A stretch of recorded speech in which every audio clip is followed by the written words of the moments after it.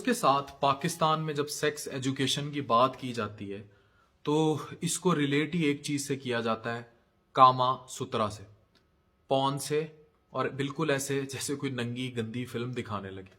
जबकि आपके बच्चे आजकल के दौर में आपको बताते हैं, पापा गंदा सीन आ रहा है, मूवी आगे कर ले। तो क्या उस बच्चे को सेक्स एजुकेशन का हक नहीं है? क्या आपके माशरे को सेक्स एजुकेशन का हक नहीं है? क्या आपके माशरे में सेक्स की तहजीब का हक नहीं है? क्या पाकिस्तान में मॉरल पॉलिसिंग सेक्स को लेकर नहीं हो जानी चाहिए? ये तब मुमकिन होगा जब हम इस टैबू को ख़त्म करेंगे, हम इसे ओपन डिबेट पर लाएंगे। हमारे यहाँ एजुकेशन में ऐसा कंटेंट मौजूद होगा जो इसकी मॉरल वैल्यूज़ पे बात करेगा। सेक्स एजुकेशन का मतलब कतई तौर पर सेक्स पढ़ाना नहीं है, इसका मतलब इखलाकियात सिखाना है। और जिस तरह आप अपने बच्चे को सिखाते हैं पैदा होते ही और वो बड़ा होता है, टूथब्रश करना, लाइन में लगना, इसी तरह एक इंतहाई इम्पॉर्टेंट कंपोनेंट उसकी ज़िंदगी का, जिसके गिर्द उसकी ज़िंदगी घूमनी है, चाहे वो कहीं देखेगा, कहीं बाजार में देखेगा, कहीं नेटफ्लिक्स देखेगा, कहीं भी मूव अबाउट करेगा सोसाइटी में, वो एक चीज़ को बार बार देखेगा और वो है सेक्स। और यही वो चीज़ है जो उसकी इनर्ट से भी उठेगी। अगर आप उसको नहीं बताएंगे तो बाहर वाला उसको कोई और बता देगा। और ऐन मुमकिन है जो बाहर से आपके बच्चे को सेक्स के बारे में एजुकेट कर रहा है, हो सकता है वो गे हो, वो मर्द के साथ मर्द के सेक्स की तालीम दे। हो सकता है वो लेस्बियन हो जो औरत के साथ औरत के सेक्स की तालीम दे। हो सकता है वो बायसेक्सुअल हो जो मर्द और औरत के साथ बैक वक्त सेक्स या सेक्सी ताल्लुकात रखने की तरगीब दे दे। और ऐन मुमकिन है कि वो उसके दिमाग में ऐसा खुन्नस भर दे जो आप कभी ना निकाल सके। सेक्स एजुकेशन में ये भी शामिल है कि आप तालीम दें कि what is right, what is wrong as per our religion. हमारे मज़हब के मुताबिक क्या चीज़ सही है और क्या चीज़ गलत है। हमारे मज़हब के मुताबिक आपने अपने ज़ेरे नाफ बाल कैसे काटने, आपने पर्सनल हाइजीन का ख्याल कैसे रखना है, it also comes in definition of sex education. इसी तरह कब आपने सेक्स करना है पहली बार, किसके साथ करना है, it also comes in the definition of sex education.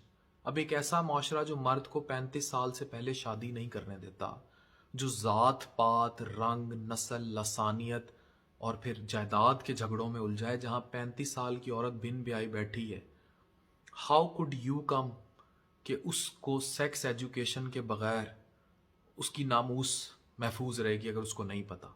या अगर उसने बाहर से देखी है सेक्स एजुकेशन, उसकी किसी सहेली की शादी हुई है, उसने उसको पढ़ाया है, तो हाउ कम कि वो बची रहेगी। एक ऐसा कल्चर जो अब सोशल मीडिया की वजह से मर्द और औरत के रिलेशन को बड़ा इजी एक्सेस में ला रहा है, हाउ कम कि उस माशरे में अगर सेक्स की तालीम नहीं होगी तो चीज़ें बड़ी आसान चलेंगी। याद रखें, हमें इस चीज़ की मॉरल पॉलिसिंग करनी है, हमें ये चीज़ समझानी है। और ज़रूरी नहीं है कि आप सेक्स एथिक्स बच्चे को कब, ऑब्वियसली 12 साल की उम्र से, लेकिन अगर जल्दी बलूगत है तो जल्दी। लेकिन सिखाना आप बच्चे को छोटी 5-6 साल की उम्र से करेंगे कि सवाए आपके इस रिश्ते के कोई और आपके प्राइवेट पार्ट्स को टच नहीं कर सकता। ये आपके आज़ाए मखसूस हैं, ये आपके प्राइवेट पार्ट्स हैं, nobody can touch them. ये डेफिनेशन है सेक्स एजुकेशन की। कमिंग मोर, आप अपने बड़े होते बच्चे को समझाएंगे कि भाई अगर कोई पसंद आ गई है तो उसका ये जायज़ तरीका मौजूद है, you can get that person this way round, not that way round. ठीक है, इतने हज़ार में इतने बुक करके होटल के कमरे का तरीका नहीं है, निकाह का तरीका। This is sex education. अब कोई उठ के इस पर आवाज़ उठाए कि जनाब ये सेक्स एजुकेशन पर आप पाकिस्तान में बात कर रहे हैं, भाई पाकिस्तान कोई आसमान से नहीं उतरा। यहाँ रेप भी हो रहे हैं, यहाँ जना भी हो रहा है, यहाँ गेइज़म भी आम है, और ओवरऑल ये चीज़ें फैल रही हैं सोसाइटी में। अगर आप लोगों को एजुकेट कर देंगे एथिकली और बता देंगे अपनी नस्लों को परवान चढ़ते कि भाई शरिया में इसका ये तरीका है, हमारा मज़हब इस पर ऐसे बात करता है, तो आप किसका भला करेंगे? आप गुनाह बढ़ने से बढ़ाएंगे या गुनाह बढ़ने से रोकेंगे? या आप सोसाइटी में जुर्म बढ़ने से बचाएंगे या बढ़ने से रोकेंगे? ये तो आपने फैसला करना है ना। अगर आप पढ़ा देंगे, आप ये तालीम दे देंगे, तो आप रोकेंगे ना, आप रोकेंगे। आप बताएंगे कि भाई इस जगह से सेक्स करें, बगैर कॉन्डम के सेक्स करें, एनल सेक्स करें तो एड्स फैलने का डर है। आप बताएंगे कि गैर इज़्दवाजी ताल्लुकात जो हैं वो किस तरह अफेक्ट करते हैं। आप बताएंगे कि खुदा ना खास्ता अगर कभी आप सेक्सुअल इंटरकोर्स में आपको कोई एसटीडी हो गई है, कोई ऐसी छोटी मोटी डिजीज़ हो गई है, तो आपने उसे बढ़ने नहीं देना। उसका इलाज मौजूद है, किसी डॉक्टर को दिखाएं अपना और चेकअप कराएं। This is all sex education. आप बताएंगे प्रोटेक्टेड और अनप्रोटेक्टेड सेक्स क्या होता है, कॉन्डम कहाँ इस्तेमाल करना है, कहाँ नहीं करना। ये सब सेक्स एजुकेशन में आता है। Even moral ethics sex education में आते हैं। बाइक पे जाते जाते जो आप हाथ मार देते हैं पीछे, जिसको उर्फ आम में शुगल में लोग कह देते हैं, तो दिस इज रॉन्ग। ये सिखाएंगे आप कि भाई अगर आप हाथ मारें, कल को आपकी बहन के पीछे भी कोई हाथ मार सकता है। This is wrong, you do not have to do this. This come in moral education in terms of sex education.